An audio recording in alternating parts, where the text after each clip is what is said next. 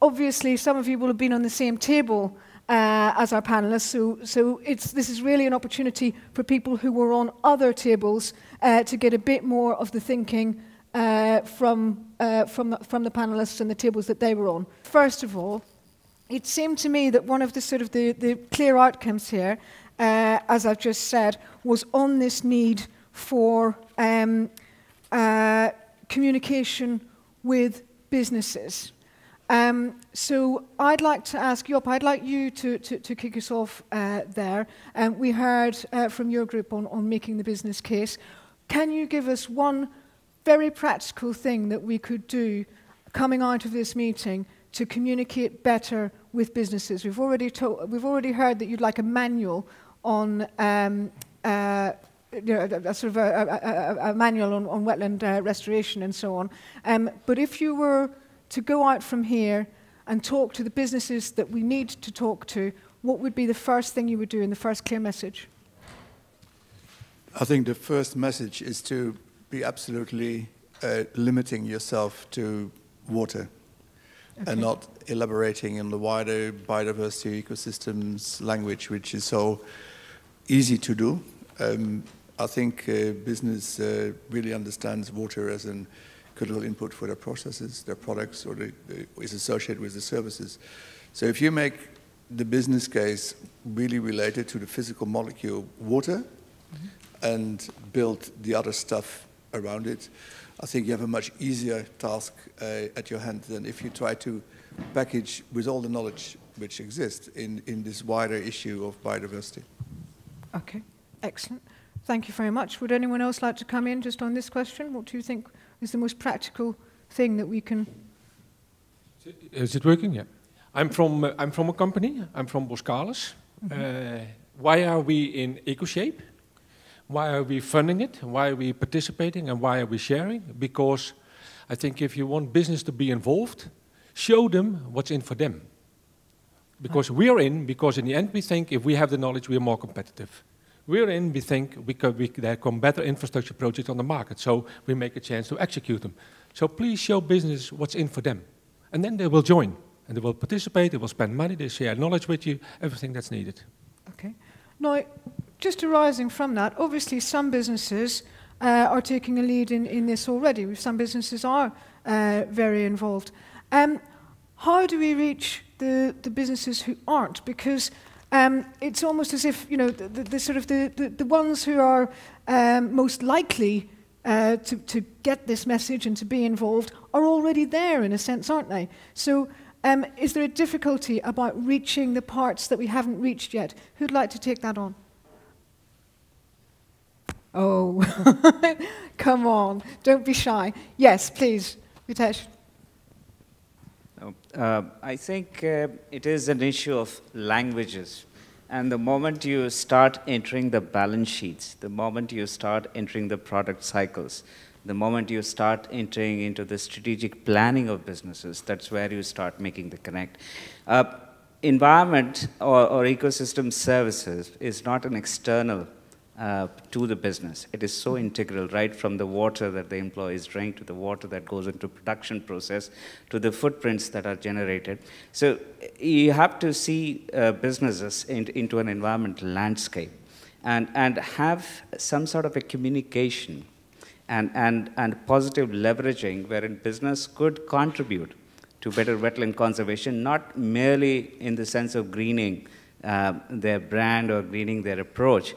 It's more about being a participant, a proactive participant in a landscape and a river basin.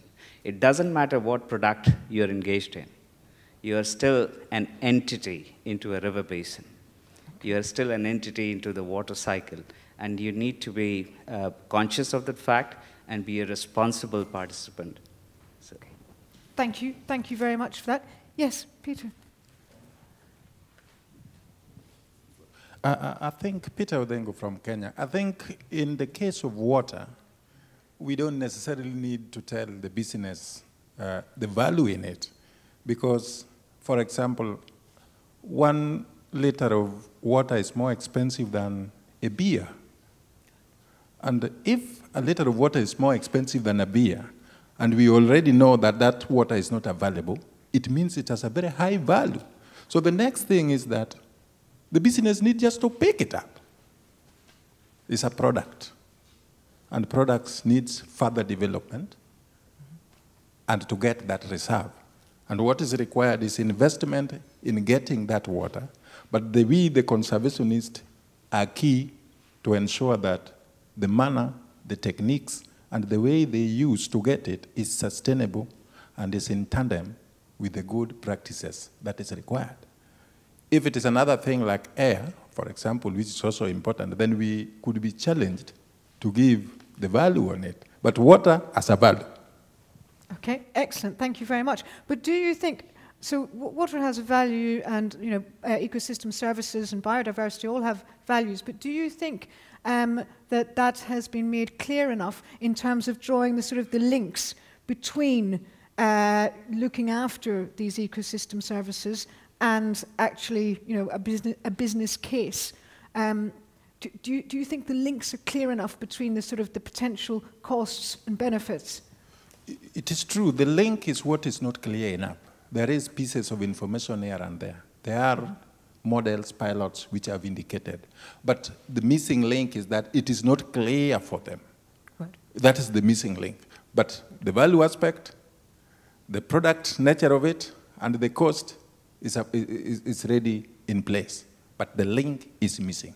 It is that gap, that link, the two, that we need to have an action to take it to the next level. Okay, excellent. Thank you very much for that. And Joppe and Clare, you'd like to come in on that? Listening to what is being said strikes to me a business case for whom?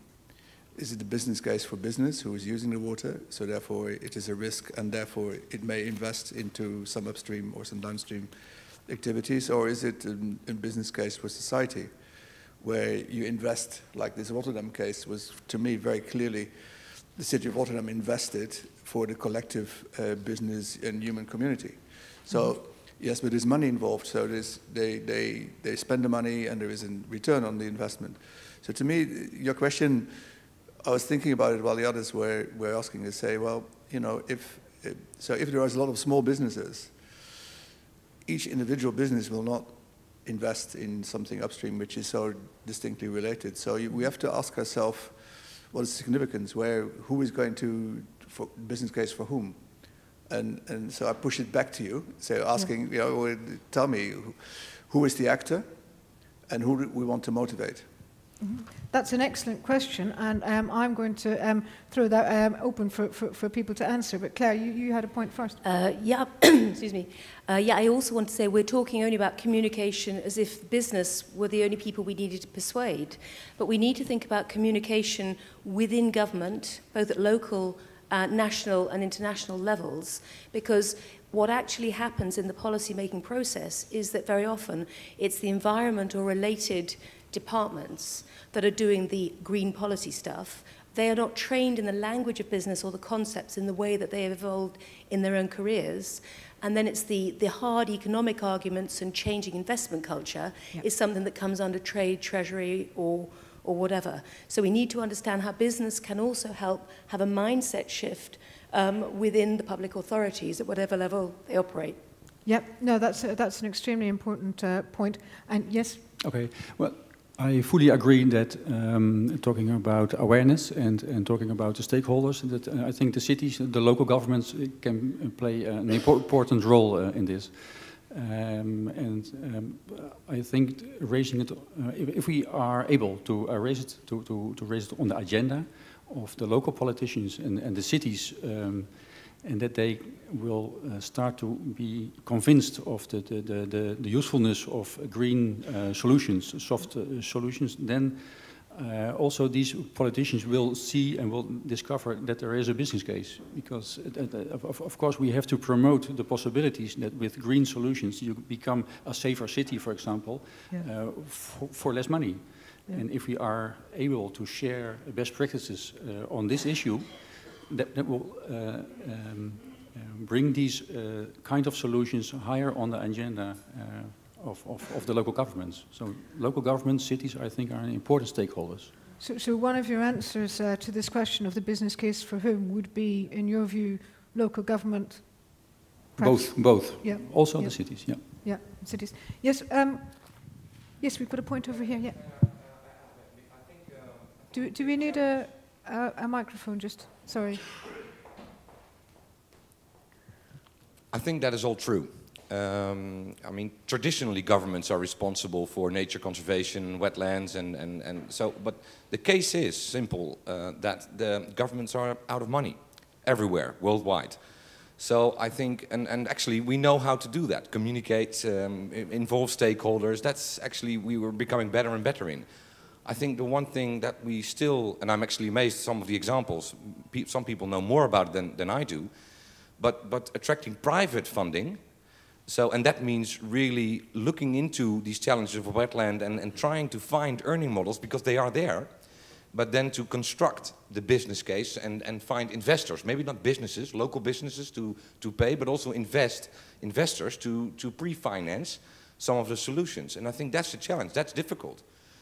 So yes, I agree with that, but I think the real difficult thing is to, in this typical collective community government knowledge institute arena, is to find private investors. And that's, I think, the big challenge of the coming 10 years. Okay, would anyone like to take up that challenge? Yeah. Yes. I think we've got to demystify this word investors. I mean, if you look at the forestry as an analogy, forestry still is not an asset class in institutional investors or pension funds. They still have no way, and the reason why is because there's too many multiple risks.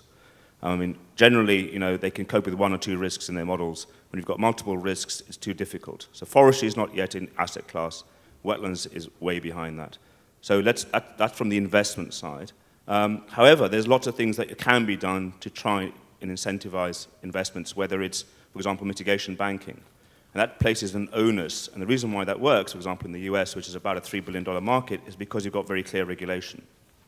Going back to the piece that you need more than one actor to play here. So you can't just look at one entity in this value chain saying it's business's responsibility. You need multiple players to come to the table.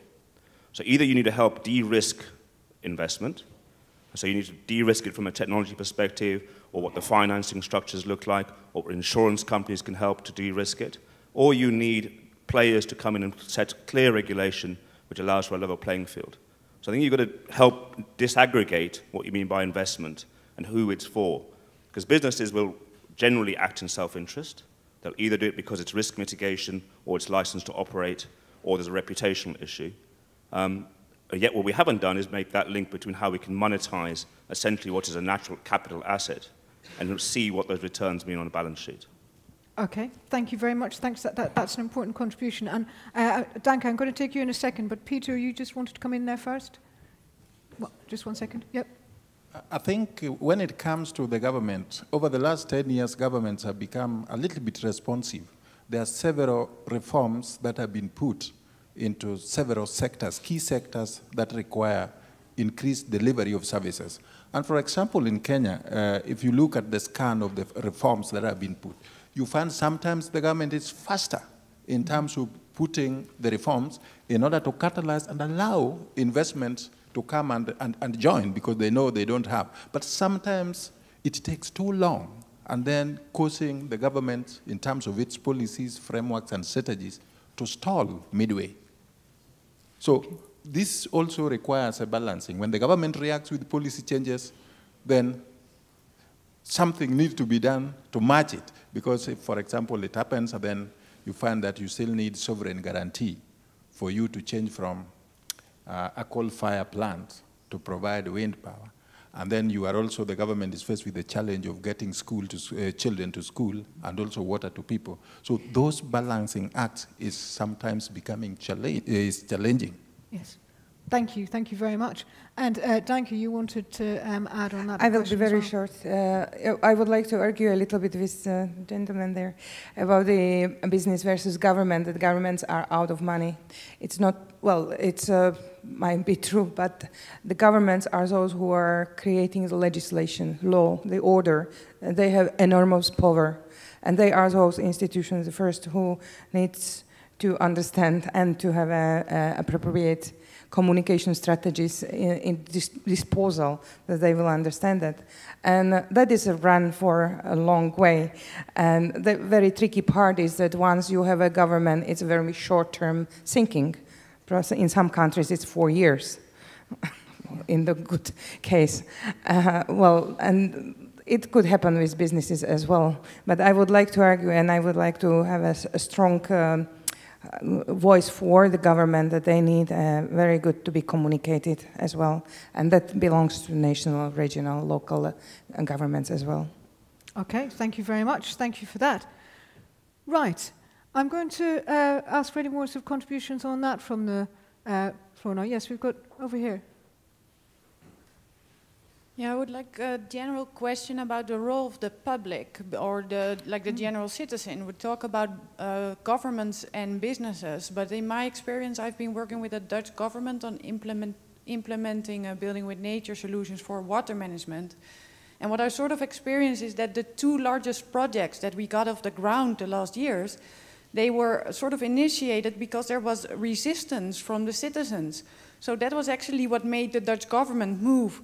And then, I mean, well, not much was possible, but once there was resistance and people were protesting on the 6 o'clock news, then suddenly there were like, well, there was a lot of extra money to adapt the project. So I would like to ask to you, do you think we should maybe focus a little bit more on mobilizing public? Okay, yeah, that's a very good question. So, do we need to do more to mobilize the public? And if we do, how should we do that? Yes, Ritesh. That's a pretty important point. When we discuss wetlands and ecosystem services, what we fail to understand that it's not just about the value, it's about how you negotiate the value and how you express the value. It could come out in the form of, I'm managing a wetland where I had protests outside my office because a certain invasive species had dominated the wetland. The expression of that value came out in the form of people protesting outside my office. That was a unique expression, nothing monetary, but it triggered a response, and we now have an invasive species management strategy. So it's about how the ecosystem services are negotiated, from the local farmer where the choice is between fishing and farming, to the business where it's taking water out or inside the wetland, to the national government to do a dam or not to do a dam, to the way we negotiate climate change. And we will have to understand these dimensions pretty well. The second issue is, it's not just about these numbers, you know, wetlands are valued $1.2 billion US. Who gets that value? Mm-hmm. In whose pocket is it? Is it mine or yours? Yeah. So until and unless those values flow to somebody as an incentive for conserving the wetlands, these sciences will have little meaning on the ground. Yeah. A fisherman who is in the best position of delivering wetland conservation on the front line should have the benefit of a healthy wetland. We as conservationists should ensure that his service is rewarded in best of the terms. So it basically translates into an economy for resource stewardship and for people on the front line. And this is where I think we need to have much more clear focus. And this is where I think the debate what Brigitte she wanted us to broaden the scope. It's not just a business, it's a whole spectrum of society, and citizens do play a strong role in this. Okay, brilliant, thank you very much, thank you. That's a very important point. And Joppe, I'll let you come in, and Clare. Yep, either, yep. Yeah, no, I was going to say, I think consumer groups have not been sufficiently leveraged around the water agenda in the broadest sense. It's easier to make a case, a compelling case, where somebody is directly dependent on natural resources, the fishermen and so on. But when you think of the indirect things that impact on wetlands, and I'll go back to his invasive species example, the consumer, the way that we mobilize consumer opinion, educate, doesn't connect at that level of what seems to be very distant. I can give you a concrete example. One of the world's 100 most invasive species is water hyacinth, which is now coming, partly because of climate change, up into Spain and Portugal and so on. You have a situation where Portugal bans the sale, Spain authorizes it, and the week that we went to Spain to have a sort of European consultation meeting about regulating sale, the discount chain Lidl did a nationwide campaign in Spain selling the same water hyacinth plant for €1 a plant head. So that's not to demonize Lidl, because it was very logical and legitimate behavior. But the point is that the communication flow was neither happening top down or bottom up. And you had completely inconsistent policy investments and business investments happening in the same territorial space. Right. Yeah, no, that's a very good example. Yes, and Collins, you'd like to come in on that?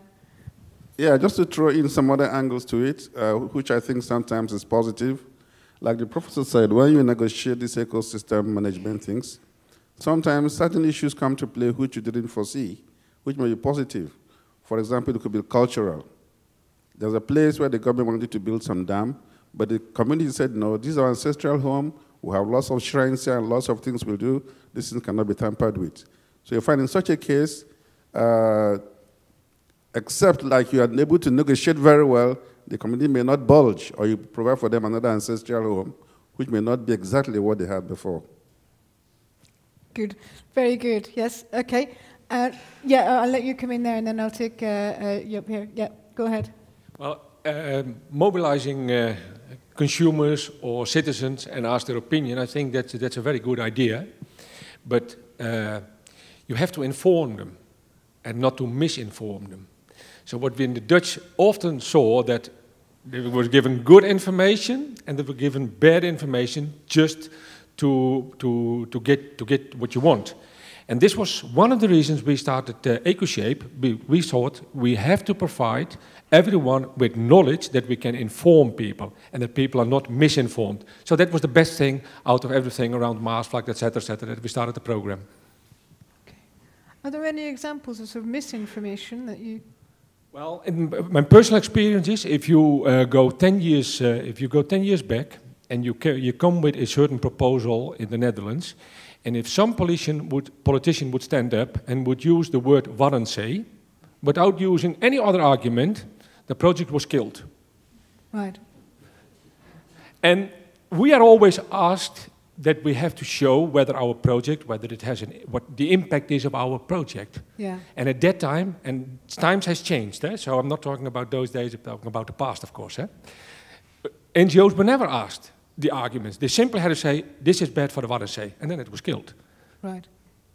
Okay, that's very interesting to know. Joppe, you wanted to come in?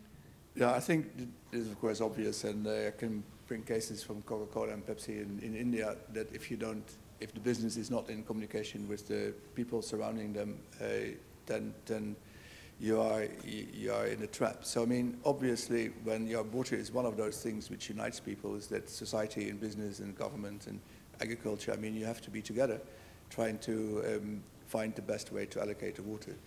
The problem I see is in the relationship with wetlands, if that activity which is further down, farther away from where the people are, how do you then see the structure of control, governance, and how you see this distinctist group work together? And I don't have the answer, because if I'm going up, 500 kilometers, invest there, and there are lots of people in between, and my facility is 500 kilometers down, lots of groups are part of that decision-making process, and how do you manage that and reflect all these voices is complex. And I thought, that's all about water governance. Is how do you share, how you do that? And the way we look at sort of green infrastructure is then make that complex additional piece, which has lots of other interesting components to it. How does that fit in that process? And that's a real challenge. But the answer to your question is, if you don't bring society in that debate, from our perspective, a business perspective, we learned the hard way that you're on the wrong way. Yeah, yeah. And just on that point, Danka would like to come in, but first of all, I'll take Alain. Yeah. I think I have a few examples of successful wetlands conservation in the Andes region in South America, where it has only been successful because of the public investment. I mean, the involvement of the public, and the fact that to give legitimacy to any investment from the local government in restoring ecosystem services, in shifting agriculture to conservation agriculture has actually been only possible because people understood that their own balance, the balance of their environment, was relying upon the restoration of those ecosystems.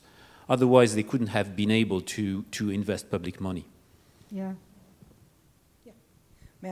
Maybe I would like to make a little bit better examples as well.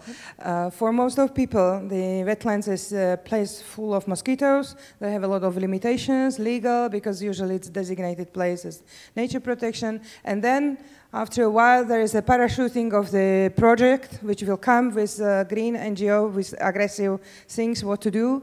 Many times in Europe, it's supported by Santa Claus from LIFE program. Which is, well, it's a money which is grant. And that is all wrong.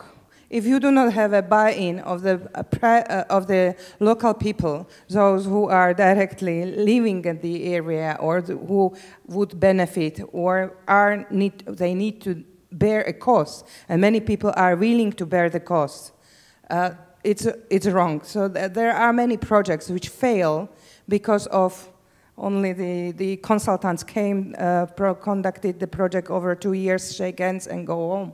So that's wrong approach, and probably we should also learn from our mistakes. But many times we are under different circumstances and pressures that we are doing this exactly. Yep. Thank you for that. And yes, Arnoud, what would you like to come in on? Yes, okay, well, just a shorter reply on the fact that we are talking about informing people. I think it's even more important to involve the people.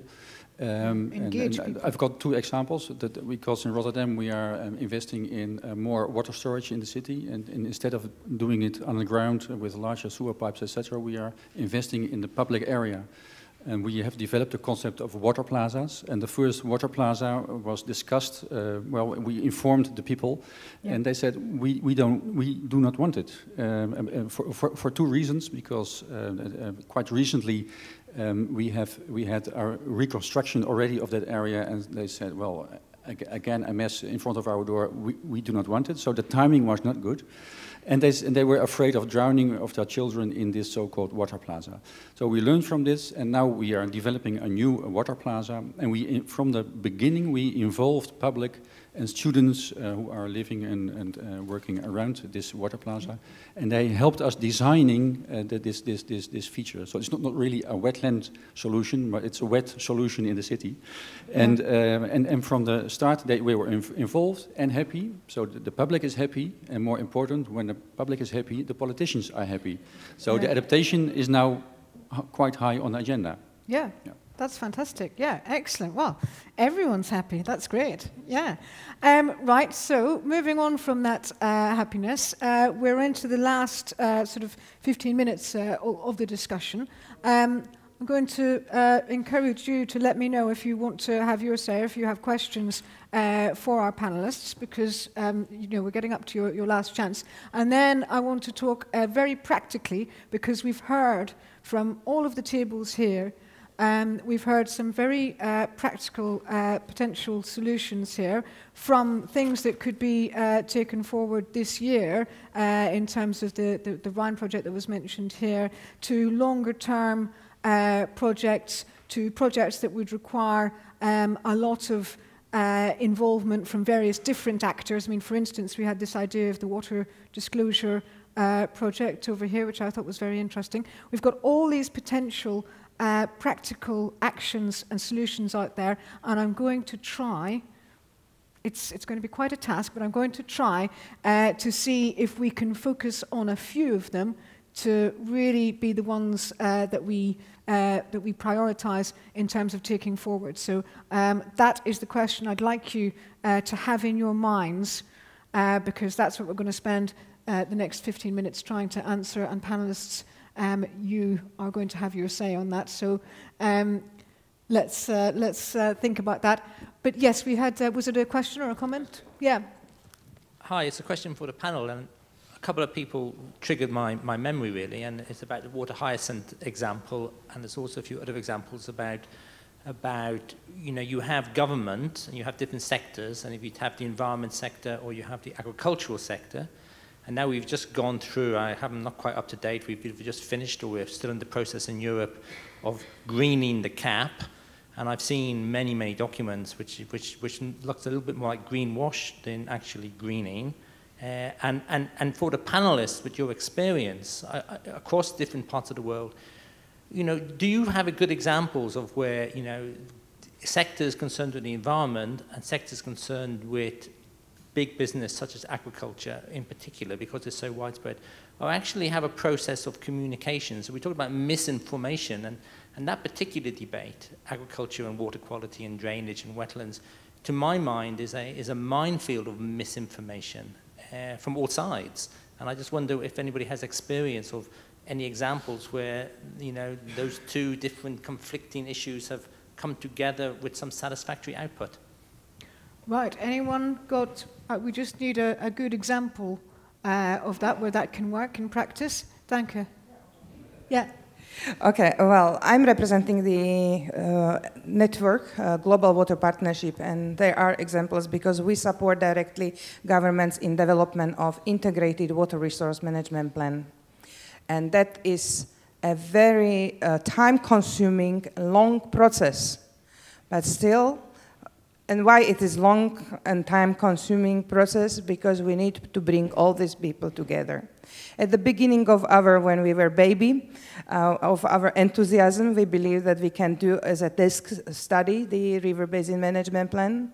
But then very fast we woke up and we found that yes, there is a need, that we need an integration of sectors. Different sectors, those who are using water are impacted on water. There are a few examples where sound integrated water resource management plan was developed, endorsed by the government, and was so successful that it's getting to be funded. And of course, there are some weaker places, and the weakness in the weaker places are because the integration and speaking sectors together was not properly done. I don't want to mention the concrete countries, but one very concrete is, for example, Burkina Faso, where there was a very sound river basin management plan. South Africa, even in Kazakhstan, as an example. Okay, thank you for that. Yep. So everyone else happy with that? Because then, oh yes, sorry, I have a Hendrik. very good example. Sorry, you were in my blind spot there. You go ahead. I have a very good example and a very about informing and involving the public and the citizens. That was a dredging of a port in Melbourne in Australia, and the port management at a certain time realized that they had to change, and they had to involve and inform the public more and have a very open attitude. And then they decided it was also in the discussions of today to have some new form of cooperation. So they started an alliance with the contractor. And the contractor was involved in the process to getting the project approved. And they had all kind of open panel discussions with all kind of agencies in Australia, and they could ask all kind of questions, and the contractor was always asked, can you come up with a working method so you can fulfill what the public is asking? So we got very, very open discussions. They all came into the permits, and in the end, the project came on the market, we could execute it, and we stayed within all the environmental requirements. So that was really a success story. Yeah. So open to the public, inform the public, getting them involved. Yeah, that's brilliant. Yeah, thank you. And finally, Peter, yeah.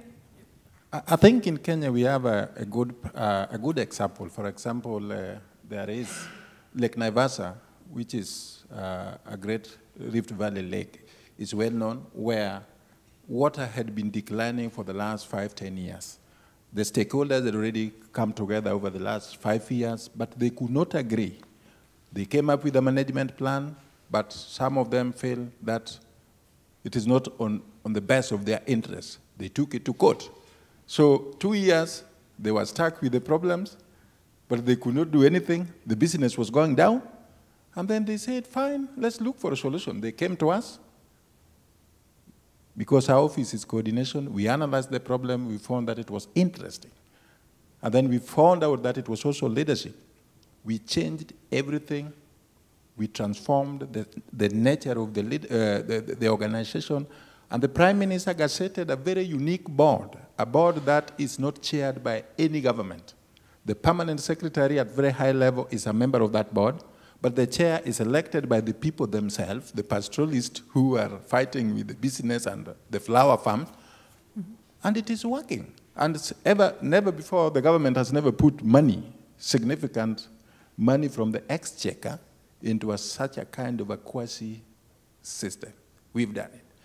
That example is what we took to the Tana Delta, which has been a case for those who are seeing several conflicts here and there. But we picked it up. We brought in most of the stakeholders. We found the problem, started with the land use planning, strategic environmental assessment.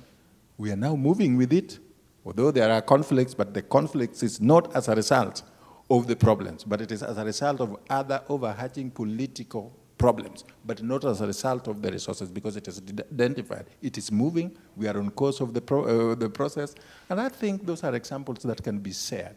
Yeah. Thank you very much. Thank you for that excellent example there as well. That's really helpful, and it's great to get such a spread. Right. So we're going to move on to the final part of this discussion, which, as I said, is going to be about the practical actions that you all came up with so well.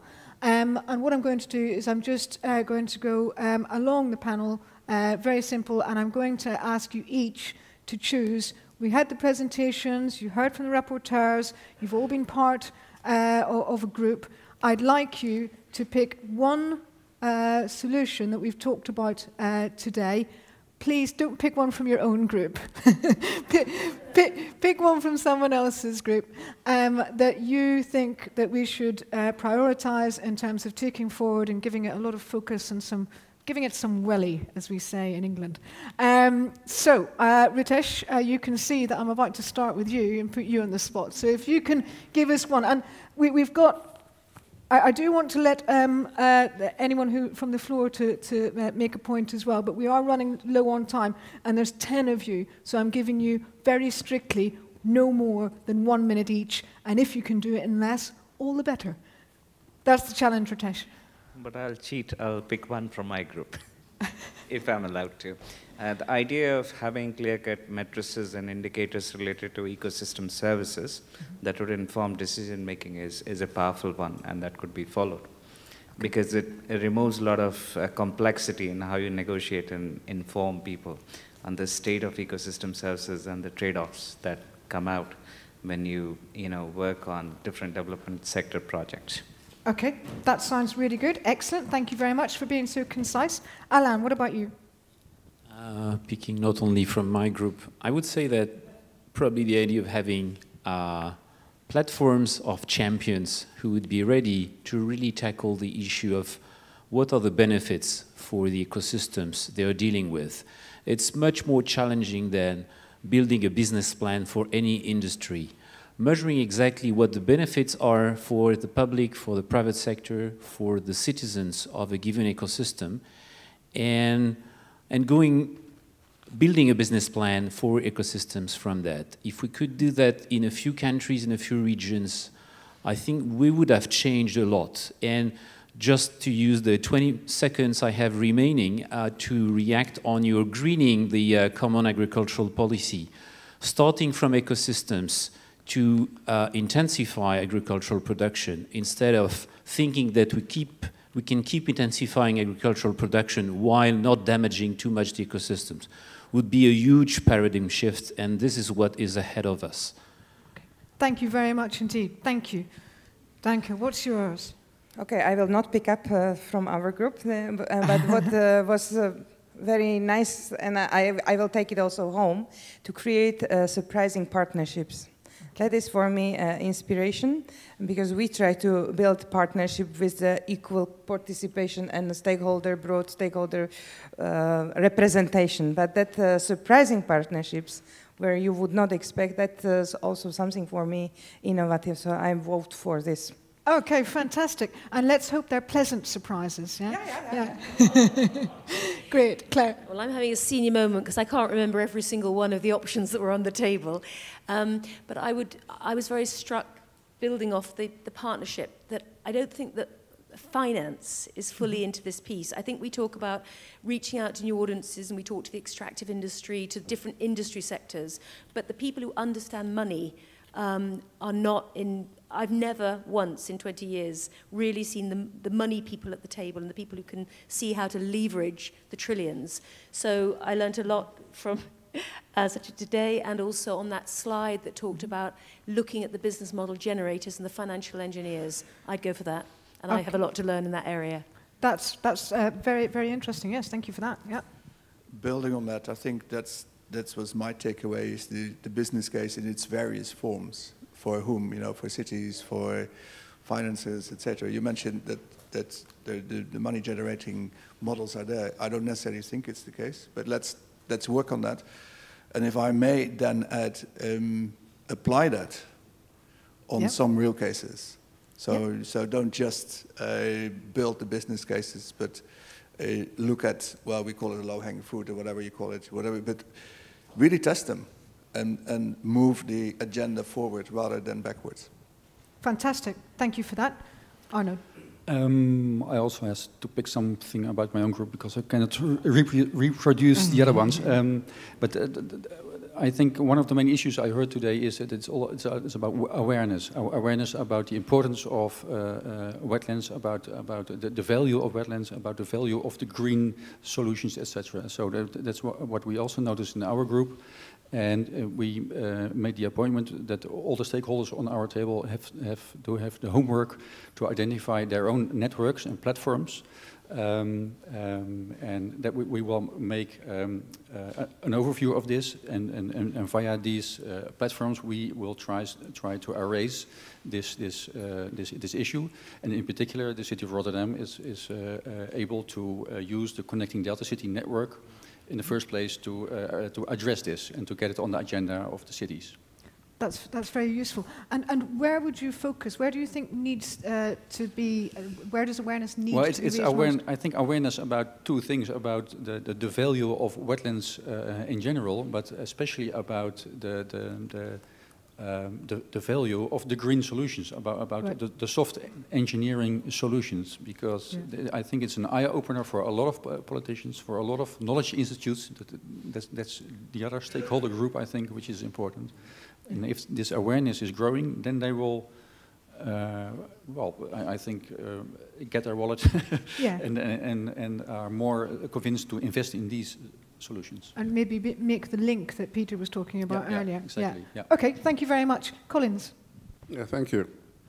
In Africa, we find that most decision-making are short-time-based because the politician is looking at the next election, so it is not sustained in many areas. So for sustainable local management, we should have an evidence-based decision-making platform, and there should also be capacity building for most of the governments.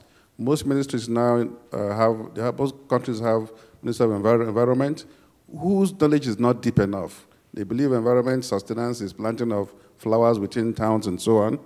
So we should have things like the Basin platform that could be sufficiently empowered and capacity built, which will also translate to other countries.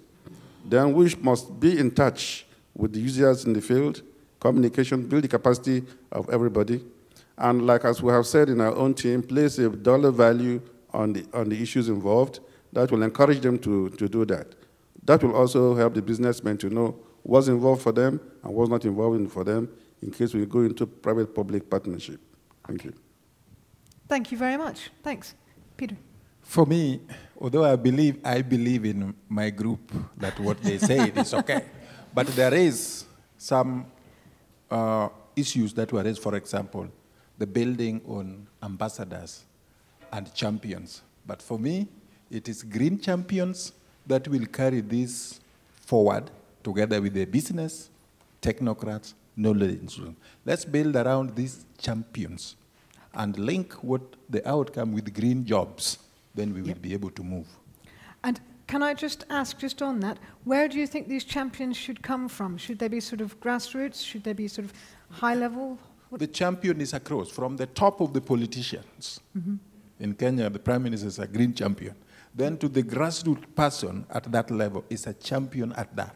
And then at the technocrat, the government policy makers are champions in their own ministries because they are the carriers of these policies that are going to be developed at the government level. Minister don't know them. It is somebody below him that will put that one. So championship is vertical and horizontal. Okay. Thank you very much. Hendrik. Well, since you asked us also what can you contribute yourself, so what can I contribute to it?